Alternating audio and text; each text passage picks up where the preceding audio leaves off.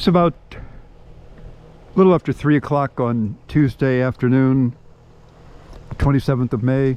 It's still 2025. I'm standing on our deck. We're looking out at Skull Creek and Skull Creek Marina.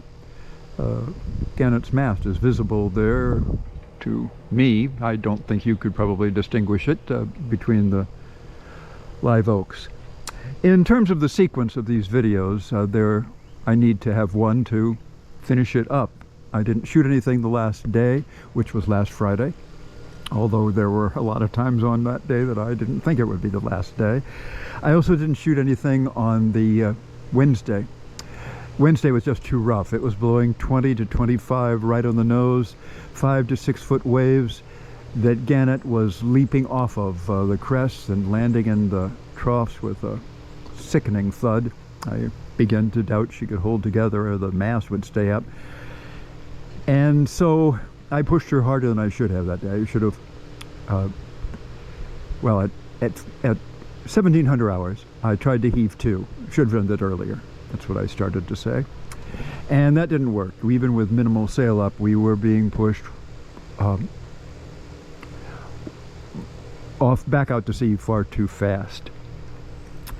So I took everything down and let it drift, and we had, as you would expect, a very unpleasant rolly night.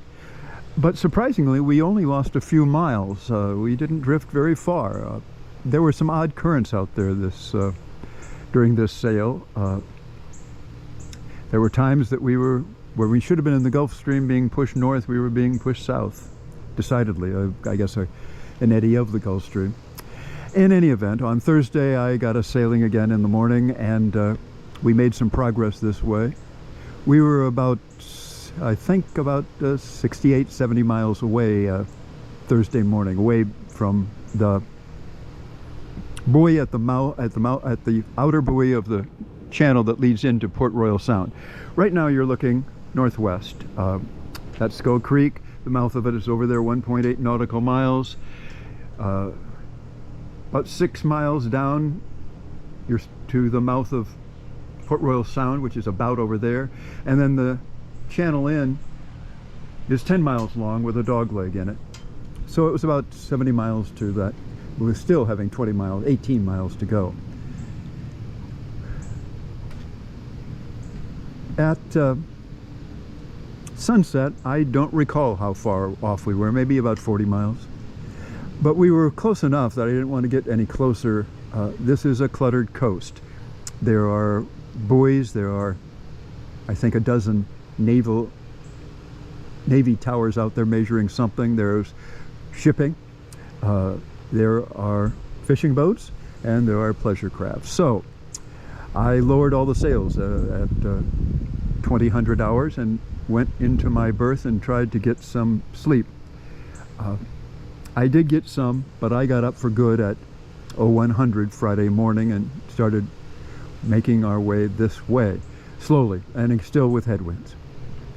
By noon, we were about a half a mile off of the buoy at the outer end of the shipping channel.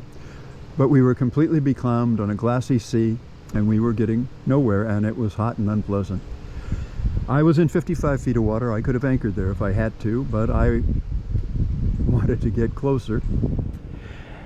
And gradually, some wind came up, and we were able to start sailing. Gannet doesn't need much wind, but she needs some. I telephoned Carol, and I told her I was about 10 miles from Port Royal Sound. I was hoping to get there for the day, but I didn't think I could make the marina. And then the wind picked up a little more, and as we got closer, we were getting more of an advantage from the tide. I said in one of these videos, I had the tides exactly wrong. We had the tide with us in the afternoon on Friday, not against us. The tide changed at about noon, low tide, and then it was going to be about 1800 hours when it changed high tide at the mouth of Skull Creek. And we got into Port Royal Sound. Carol called me back about mid-afternoon, and I said, I think I can make it, because we were making 5 and 6 knots. Tide aided 5 and 6 knots. I, in an act of hope, as we got closer, tied on the fenders and the dock lines. We were able to sail to within about a half mile of the mouth of Skull Creek before I took down the mainsail. Left the jib up, turned on the Evo, which I had already put in the water. I glanced at the display when I turned it on, and it said the battery was at 82%. I thought that's no problem, because we're going to be able to carry, well, we could power in here anyway with that much battery, but we would have and the current tide would be against us, but an early part of the tide, and we'd be able to carry the jib until we were about where I'm pointing right now. There's a big curve it's a shallow curve, but a long curve that in Skull Creek and the Intracoastal, and with the wind angle, I thought we would carry the jib to about right there, and we could.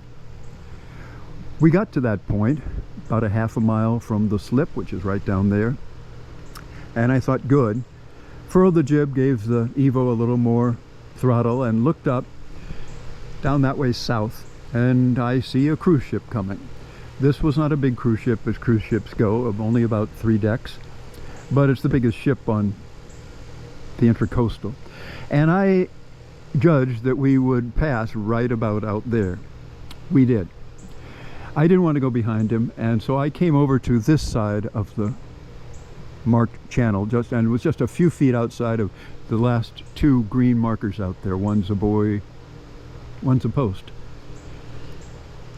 And as they pass, I glance up, and there are people on the deck glancing down at this old man in the little boat, and then all of a sudden I realize we're not going forward, we're going sideways. And I look back at the Evo, and the display says error, and I look over the side and the prop isn't turning. Well, fortunately I had moved the anchor and the anchor rode from up in the bow where they're normally in the forepeak, but very toward the bow normally stowed. I moved them under the forward hatch, thinking I'd have to anchor out and Port Royal Sound. That was fortuitous, because I was able to dash down below, open the forward hatch, get the anchor up on deck, squirm through myself, go up to the bow and get the anchor over the side. The first 20 feet of Gannet's anchor rode as chain. I let that out. I let out about another 10 feet, cleated it off, and it caught and held. Good. So I go back and I see we're in 12 feet of water. This is high tide. Tides here are 6-7 feet. Gannet draws 4. We would have been okay at low tide, but had I not had the anchor already under the forward hatch, we would have drifted a lot farther before I could have gotten it down. A year or so ago, I bought a second battery for the Evo in the hopes of having a greater range, and I keep both batteries charged. So I went down below, got that battery, brought it up, swapped it out for the other one, reached for the start button rather with some concern. It started. Good. So I went forward, raised the anchor, went back, gave us some throttle, got us back out into the shipping channel, and started here. I was powering at about 1.5 knots against wind and current. I'm not in any rush. I dock slowly. And I'm about 50 yards out there from the fairway, which you can see between the A dock, which is on my left, and the B dock on the right. Gannet Slip is the 5th one in on the A dock. About 50 yards out there, a 18-20 foot powerboat comes roaring past me with 5 or 6 young people on it, and to my dismay turned into that fairway. So I made a circle to give them some time, and then I headed in myself. Well, they came down and put themselves into a slip, well, not all the way into the slip, on the B dock, which is on my right, almost opposite Gannet. But they left half the boat out in the fairway. I yelled at them, "You've got to get out of the way, I'm coming in."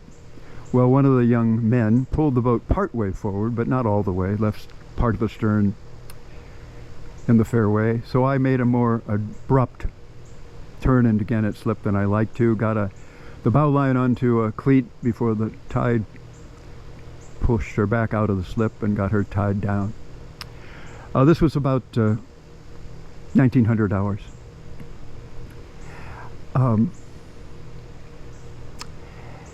I was very tired, and so I did the bare minimum. I put the mainsail cover on, I got the dock lines on the port side of the boat, but I left that anchor, and the anchor, oh, I don't know if you said this, the anchor came up. Anchors always around here have come up clean. That anchor came, 10-pound spade anchor came up in at least a 10-pound ball of mud.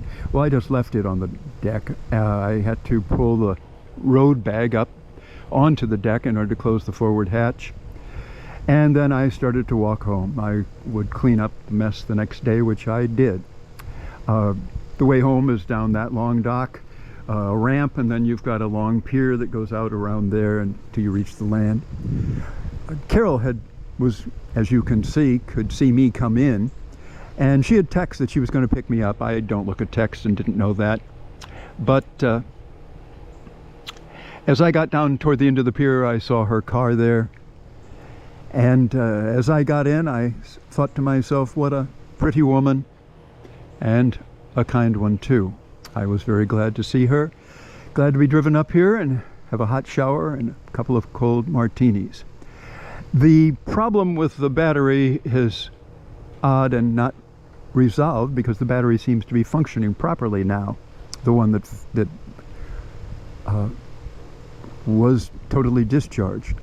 I'll write about that. I may make another video about that. But the